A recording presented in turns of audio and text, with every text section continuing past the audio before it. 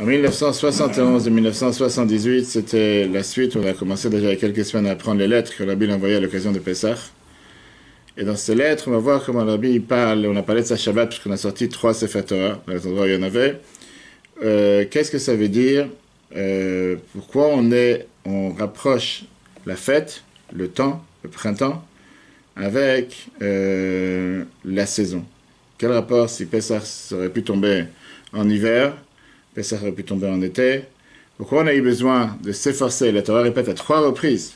Fais attention au mois du printemps, parce que c'est dans le mois de printemps que je vous ai fait sortir d'Égypte, et c'est comme ça qu'on sait quand est-ce qu'on fait Pessah.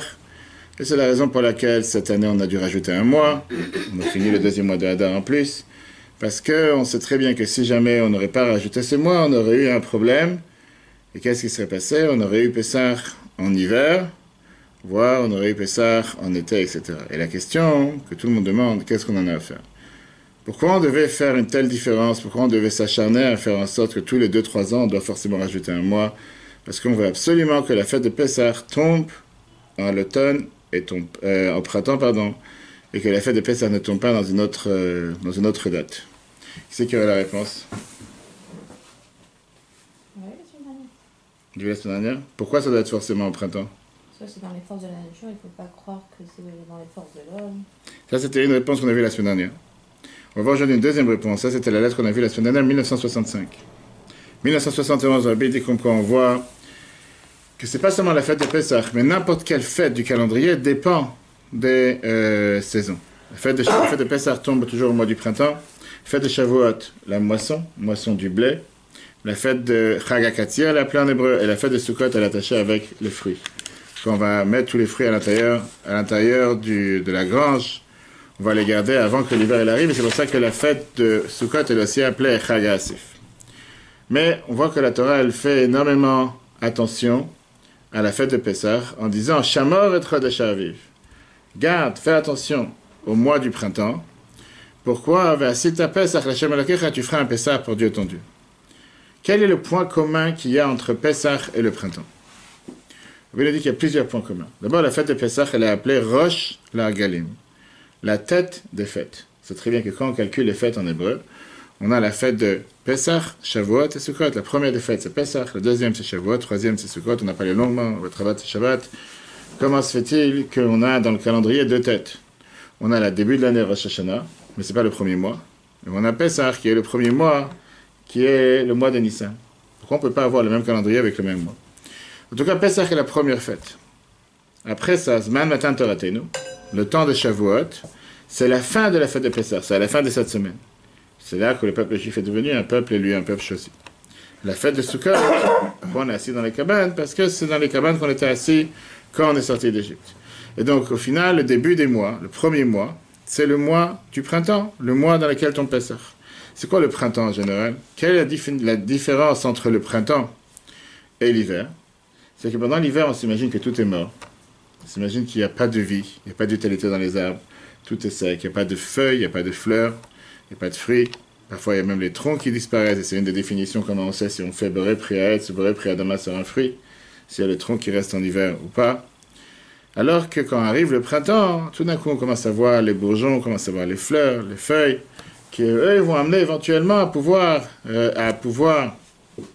récolter le blé à Shavuot et récolter les fruits à Sukkot. Quel est le point commun entre Pessah et le printemps? Rabbi te dit c'est très simple. Pessah, c'était une transformation. C'était un changement radical pour un peuple qui était esclave, qui est devenu totalement libre. Du niveau le plus bas d'esclavage, pas juste quelqu'un qui était, je sais pas, c'est des tâches de ménage. Des vrais esclaves, des esclaves qui étaient dans le niveau le plus bas, à tel point qu'on te dit qu'il n'y avait personne qui pouvait sortir d'Égypte. Aucun esclave pouvait s'enfuir, jusqu'à ce qu'ils soient arrivés au niveau de la plus grande liberté totale. De la plus grande obscurité à la plus grande lumière. Et pas juste une lumière, la plus grande lumière qu'il y a eu dans l'histoire, le fait qu'on a reçu la Torah. Avant ça, ça n'existait pas. Exactement la même chose on retrouve dans le printemps. La terre, elle a l'air totalement morte, totalement sec, il n'y a pas de vitalité, rien qui bouge. Tu peux marcher sur la terre, une des raisons pourquoi tout celui qui a des jardiniers qui passent comme au Betrava tous les 2 semaines en été, en hiver, il passe peut-être une fois par mois et encore. Ça pousse pas. C'est qu'est-ce qui se passe? Que la terre, elle pousse pas. La pelouse, elle pousse pas. Rien bouge. Pas besoin de t'occuper du jardin. Tout est congelé, tout est c'est pas que la terre est morte, parce que si elle est morte, elle n'a pas pu donner de la vie juste après qu'arrive le printemps. C'est que dès qu'arrive le printemps, Dieu donne cette force à la terre de pouvoir se libérer des limites dans lesquelles elle était en mode veille, ou en mode hybride, ou n'importe quel autre mode que tu peux l'appeler, pendant l'hiver, pour se concentrer sur soi-même et ne pas envoyer cet oxygène et tout ce qu'il peut y avoir dans les arbres qui vont envoyer les fleurs et les branches, etc. Et une fois qu'arrive le printemps, elle va commencer à se développer. En commençant de la graine qui va pourrir dans la terre, qui va se décomposer, après ça va grandir un nouveau blé, qui va commencer à vivre, qui va commencer à grandir. Et on voit, le Rabbi dit, un autre point commun entre Pessah et le printemps, que ce n'est pas un changement, comme en règle générale, la Torah demande d'avoir un changement qui est étape par étape, pas par pas, de niveau à niveau. Mais on parle ici d'un changement radical, extrême, d'un côté à l'autre, subitement. Ce qui est en général quelque chose qui n'est pas conseillé à faire, et Rambam nous déconseille.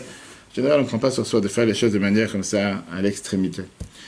Quelqu'un qui commence à faire Torah et Mitzvot, Rabbi écrit dans plusieurs lettres, dans le volume 28 des Igot Kodesh, Rabbi écrit comme quoi ce serait bien qu'il prenne sur lui Shabbat, Kashrut, côté familial. Commence mitzvah par mitzvah, tu ne veux pas commencer à faire 613 commandements d'un coup. Mais là, on voit que le peuple juif a dû passer par ce changement radical. D'un côté esclave, et comme la Torah nous dit bien, là, en un instant, en une nuit, au milieu de la nuit, tout d'un coup, on est devenu un peuple libre, qui ne savait pas exactement quoi faire avec lui. Le printemps, c'est la même chose. Tu vois un arbre que tu regardes en face de ta fenêtre pendant tout l'hiver, il ne bouge pas une feuille, pas une fleur, pas quoi que ce soit.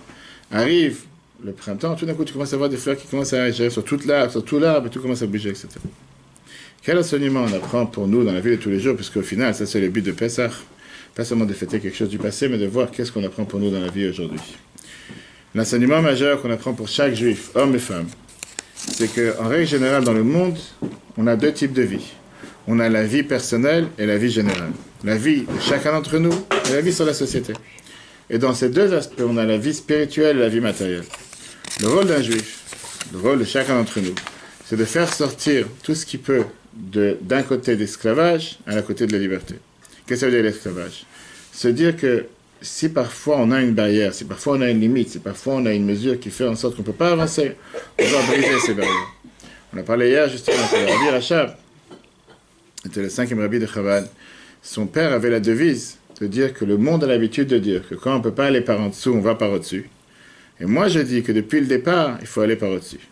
Qu'est-ce que ça veut dire aller par au-dessus? Quand tu as un obstacle, qu'est-ce que tu fais en général? Ou des gens ils s'arrêtent, ou des gens ils font marche arrière, ou des gens ils essaient de voir comment ils vont aller au-dessus. En 91, Rabbi a donné une pièce de $, pas un billet, une pièce de $, qui a fait graver particulièrement pour Bet Iyar, le 2 Iyar, qui était le jour du Rabbi Maharaj. Et il a gravé les mots. Et moi, je dis, il faut aller directement par au-dessus, sans la première moitié. Je veux dire que la devise d'être humain, c'est de se dire toujours, il y a des barrières, il y a des limites, il y a des difficultés, il y a des épreuves. Dire qu'on vit dans un monde où il n'y a pas d'épreuves, il faut vivre sur notre planète. Aller avec Bereshit, aller à côté de la Lune. Mais en règle générale, sur ce monde, il y a toujours des... Mais la Torah te dit, tu as le devoir de te dire, je vais sortir de ces barrières, je vais pouvoir m'en sortir, je vais pouvoir éviter ces épreuves. Il y a certaines choses, Rabbi continue dans cette merveilleuse lettre, qu'on ne pourra jamais changer. Que tu veuilles ou pas, tu pourras faire tous les efforts que tu veux, tu ne pourras pas les changer. Par exemple, Dieu, il t'a créé avec un besoin de manger, de boire, etc. Et tu peux te dire, je ne pourrai jamais changer ça. Tu ne pourras pas arriver un jour à dire, j'ai plus besoin de boire, j'ai plus besoin de manger. Dieu, il a créé un corps humain, par définition, boire et manger. Tu peux, oui, changer ça. Alors, il te dit, comment? Avec changer la manière comment tu manges. Manger pour que tu puisses faire du bien, pour que tu puisses apprendre la Torah, pour que tu puisses accomplir des mitzvot, pour que tu aies la force de servir Dieu. Le fait même que quand tu manges, tu fais attention à ce que tu manges. Je parle en termes de kasher. Faire une bénédiction avant manger, après manger. Donc la manière de manger, c'est une manière qui est totalement différente. Exactement la même chose avec le printemps. A priori, tu ne pourras jamais rien faire avec le printemps. Et là, ça vient enlever ou casser toutes les thèses de tous ceux qui se battent aujourd'hui pour l'écologie, de penser que si tu vas faire telle et telle chose, et tu vas enlever les plastiques qu'on utilise une fois, et tu vas enlever beaucoup d'autres choses de la planète, les icebergs, ils vont fondre moins vite. Je vais te dire que les périodes, comment Dieu l'a fixé sur Terre, automne, printemps, été, hiver, Chukot, Shamaim, Vaaret, c'est des choses que tu ne pourras jamais changer. C'est comme ça que Dieu l'a fixé. C'est pareil, ils existent. Et donc, on a un devoir de se dire que d'un côté, c'est quelque chose qu'on ne peut pas changer, mais de l'autre côté, arrive le printemps, ça nous rappelle comme quoi, même quelque chose qui apparaît, qui ne peut pas changer, en un instant peut se transformer. Même un morceau de bois, un morceau d'arbre, qui pendant tout l'hiver n'a pas bougé, avait des tonnes de neige sur lui, de la glace, quelque chose qu'on voit dans tous ces pays, en Russie, etc. Quelque chose qui était impossible de s'imaginer que dans quelques mois, ça va tout changer. Finalement, ça a changé. Au moment quand est arrivé le printemps, Dieu il a fait sortir le peuple juif juste au printemps, pas en automne, pas en hiver. On a parlé de sa Shabbat. Imagine-toi un instant qu'on est parti voir le camp d'Auschwitz, il a été libéré en janvier 1945. Imagine-toi que les Américains seraient venus, ils auraient dit aux Juifs qui étaient emprisonnés là-bas, attendez encore quelques mois parce qu'il fait trop froid maintenant en Pologne, en janvier, attendez qu'arrive le printemps, il va faire un peu plus beau pour ressortir de manière beaucoup plus agréable.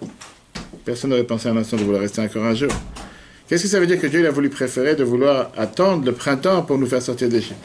Et c'est vrai que certains commentateurs te disent que Dieu il a voulu faire une faveur au peuple juif de les faire sortir dans un moment agréable. Parce que c'est vrai qu'en hiver, je ne sais pas comment c'est l'hiver égyptien, n'est pas forcément un hiver tellement dur.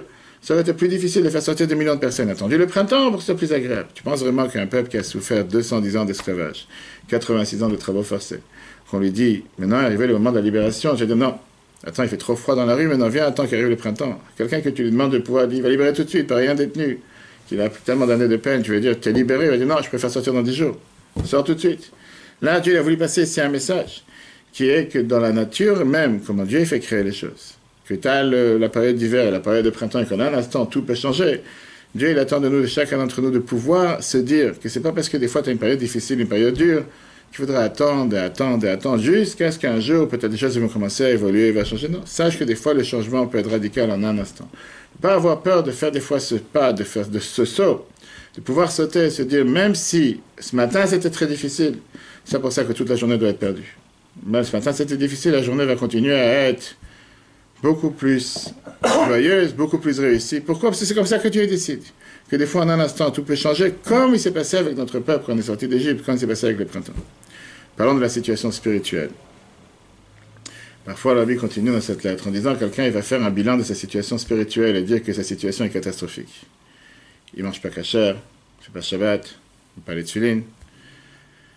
Je parlais avec un juif, à 9 h, il m'appelle et il me dit comme quoi il vient déménager dans la région. Et on parle. Il me dit, il veut savoir où il peut acheter des produits cachers pour Pessah. En général, quand tu parles un peu avec quelques personnes, tu sais qu'est-ce que la personne cherche. J'ai dit, c'est intéressant, vous êtes marié? Il fait oui. Et est-ce que vous avez une mezouza à la maison? Il fait non. Je fais, est-ce que vous voulez que je vienne vous voir? Il fait non, j'ai pas envie de voir. Je fais, c'est bizarre, pourquoi? Bref, en discutant, il me raconte comme quoi il n'est pas marié, il est en couple, il est en, je sais pas comment il dit, quelle expression il me dit, avec une personne qui n'est pas de confession juive. Je fais, et alors, en quoi ça empêche d'avoir, il faut demander son avis, si elle est d'accord. Bref, après 10 minutes, il me dit, vous savez quoi, m'a donné du baume au cœur, il faut absolument que je mette mes usas. Je ne sais pas ce que j'ai déjà dit de spécial, mais la personne, des fois, s'imagine que puisqu'il y a certaines choses qui se passent qui ne sont pas forcément comme il faut. Pourtant, celui qui m'appelle parce qu'il cherche de la viande cachère, il y a des gens qui sont stricts, et ça, il faut manger de la viande, il faut faire.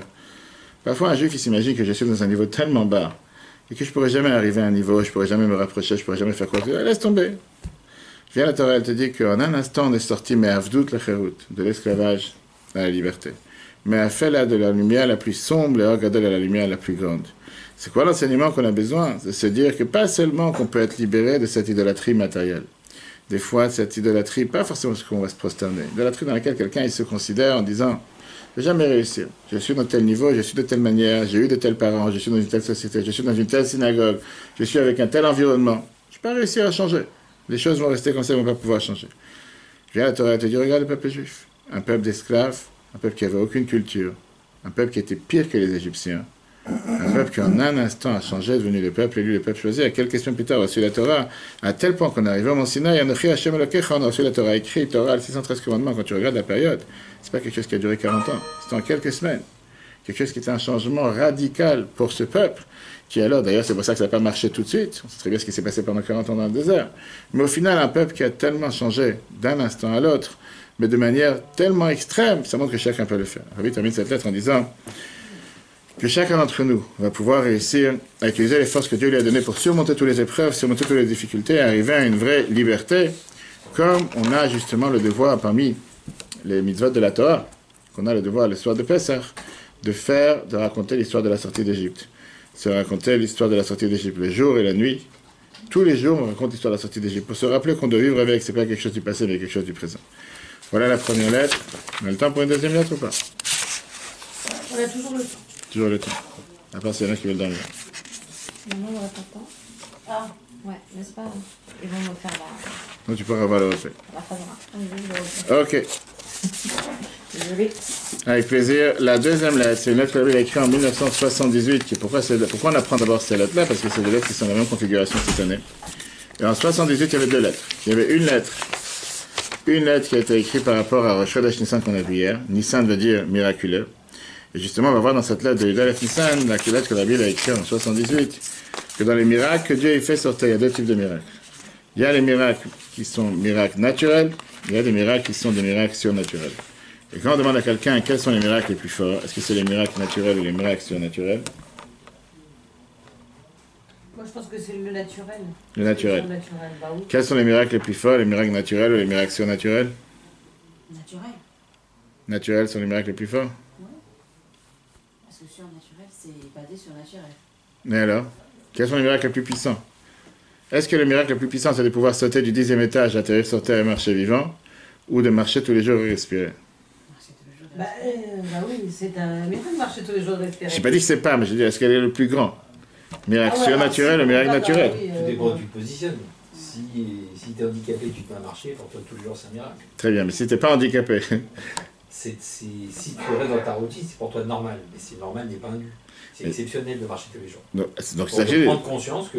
Donc pourquoi prendre l'exemple d'un handicapé? Pourquoi prendre l'exemple d'un handicapé?